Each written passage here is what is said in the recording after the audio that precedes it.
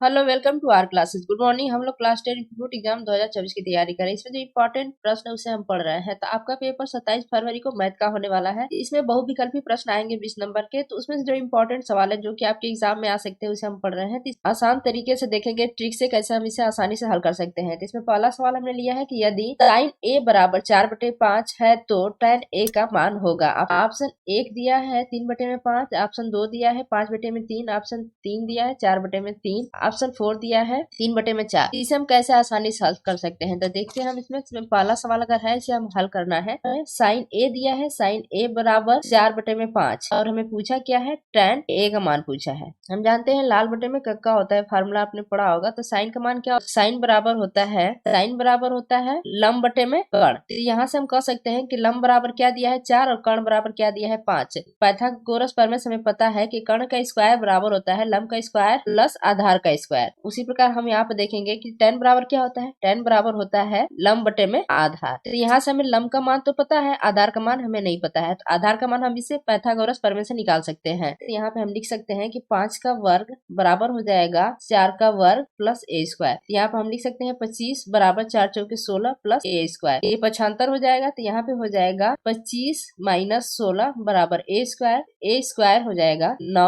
ए बराबर आ जाएगा 3। तो यहाँ से ए बराबर कितना आ गया, 3 आ गया। तो हम यहाँ पे लिख सकते हैं कि यल बराबर क्या लिख देंगे, यल बराबर 4, ए बराबर क्या हो जाएगा 3। तो 4/3। हमारे सवाल का आंसर कितना आ गया, ये तीसरा ऑप्शन 4/3। तो ये कौन सा ऑप्शन सही होगा, तीसरा ऑप्शन सही होगा 4/3। सवाल नंबर दूसरा है, एक सिक्के को एक बार उछालने पर ऊपर शीर्ष आने की प्रायिकता होगी। ऑप्शन ए दिया है 1, ऑप्शन 2 दिया है -1, ऑप्शन 3 दिया है 1/2, ऑप्शन 4 दिया है 1/3। इसमें क्या दिया है, दूसरे का अगर हम हल करते हैं तो देखिए इसमें प्रायिकता बराबर होता है। आप 1 नंबर के सवाल का मतलब कि जो पूछा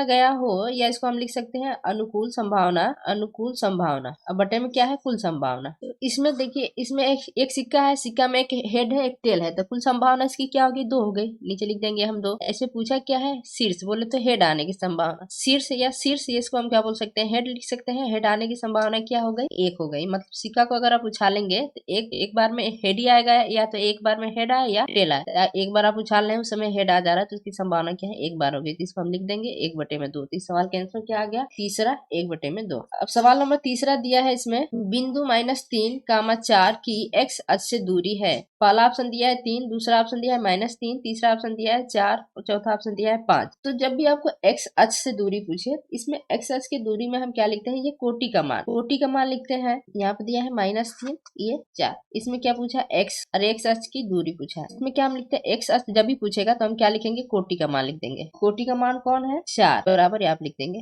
4। इसमें ऑप्शन क्या होगा, तीसरा सही होगा 4। ये एक्स की दूरी में से कोटि का मान। अभी देखिए उसी तरह हमने सवाल नंबर चौथा ले लिया। सवाल नंबर चौथा क्या है कि बिंदु 3, 4 की y अक्ष से दूरी। ऑप्शन दिया है, पहला ऑप्शन दिया है 1 इकाई, दूसरा ऑप्शन दिया है 3 इकाई, तीसरा ऑप्शन दिया है 4 इकाई, चौथा ऑप्शन दिया है 5 इकाई। तो y अक्ष से जब भी दूरी पूछे तो इसमें हम क्या लिखते हैं, भुज का मान लिखते हैं। इसमें क्या हो जाएगा, ये आगे वाला ये हम लिख देंगे। तो इसमें हो जाएगा ऑप्शन 2 सही हो जाएगा, 3 इकाई। देखिए सवाल नंबर 5वां दिया है कि निम्न में से कौन सी समकोण त्रिभुज की भुजाएं हो सकती हैं। ऑप्शन ए दिया है 5, 12, 16, ऑप्शन 2 दिया है 7, 24, 25, ऑप्शन तीसरा दिया है 3, 3, 4, ऑप्शन चौथा दिया है 6, 7, 9। ऐसे सवाल आपके एग्जाम में आ सकते हैं। तो इसमें क्या पूछा है, इसे ट्रिपलेट कहा जाता है। तो समकोण त्रिभुज में भुजाएं इसमें दिया है, तो इसमें देखते हैं ना, सबसे बड़ी भुजा जो है उसका वर्ग करेंगे आप। देखिए सबसे बड़ी भुजा का वर्ग दोनों छोटी भुजा के वर्ग के जोड़ के बराबर होता है। तो देखिए यहाँ पे हम देख सकते हैं, इसमें आप चेक करेंगे तो इसका ऑप्शन दूसरा सही होगा। कौन सही होगा, ये ऑप्शन दूसरा सही होगा। तो देखिए ऐसे सवाल जब भी आए तो देखिए इसमें मैक्सिमम पूछ देता है ना, ट्रिपलेट में 3, 4, 5। देखिए ये 3, 4, 5 है, तो इसमें हम करना क्या होता है, सबसे बड़ी भुजा क्या है 5 है, तो 5 का वर्ग करेंगे तो 5 × 25, 3 का वर्ग करेंगे 3 × 9, और फिर 4 का वर्ग करेंगे 4 × 16। ये जोड़ेंगे आप 9 और 16 को तो ये 25 हो जाएगा, ये 25, मतलब ये दोनों के वर्ग के बराबर। इसी तरह आप 25 का वर्ग करेंगे बराबर करेंगे 24 का वर्ग प्लस 7 का वर्ग। तो जब भी आप इसको वर्ग करके जोड़ेंगे तो जितना इसका मान आएगा उतना इसका मान आ जाएगा। तो जो 2 3 ट्रिपलेट है, अब इसे याद कर लेंगे तो आपको इजी हो जाएगा ऐसे सवाल पर। देखिए कभी कभी यही ट्रिपलेट जो होता है ना, ये 3 4 5, इसी को क्या कर देता है ना, इसको दुगुना कर देता है। जैसे 3 है तो इसको में दुगुना करेगा ये, तो 3 दूना के 6, फिर 4 दूना के 8, ये 5 दूना के 10, ये भी एक ट्रिपलेट हो गया। ऐसे पूछ देगा तो इसको भी आप कर सकते हैं। ऐसे करके इसके बहुत सारे ट्रिपलेट बनाए जा सकते हैं इस तरीके से। ये ऐसे सवाल आपके एग्जाम में आ सकते हैं। और कुछ ट्रिपलेट है जैसे कि ये 7 24 हो गया, 3 4 5 हो गया, ये 5 12 13, 11 60 61। सवाल नंबर 6 है कि 52 पत्तों की फेंटी गई ताश की गड्डी में से एक पत्ता निकाला जाता है, इसके इक्का नहीं होने की प्रायिकता होगी। ऑप्शन ए दिया है 1/13, ऑप्शन 2 दिया है 1/4, ऑप्शन तीसरा दिया है 3/4, ऑप्शन चौथा दिया है 12/13। तो सबसे पहले हमें पता है इसमें क्या है, पत्ते हैं। कुल पत्तों की संख्या कितना है, 52 है। तो हमें तो पता है कुल पत्तों की संख्या कितनी हो गई, ये 52 हो गई। लेकिन इसमें पूछा क्या है कि इक्का नहीं होने की प्रायिकता। तो हमें पता है जब पत्तों की संख्या 52 है तो आप जब भी पत्ता देखेंगे ना, इसको 4 भागों में बांटा होता है। पत्ते को 4 भागों में बांट दिया जाता है। एक आपका जो ईंट वाला होता है देखिएगा बनेगा, पान वाला होता है, एक हुकुम होता है, एक चिड़ी होता है।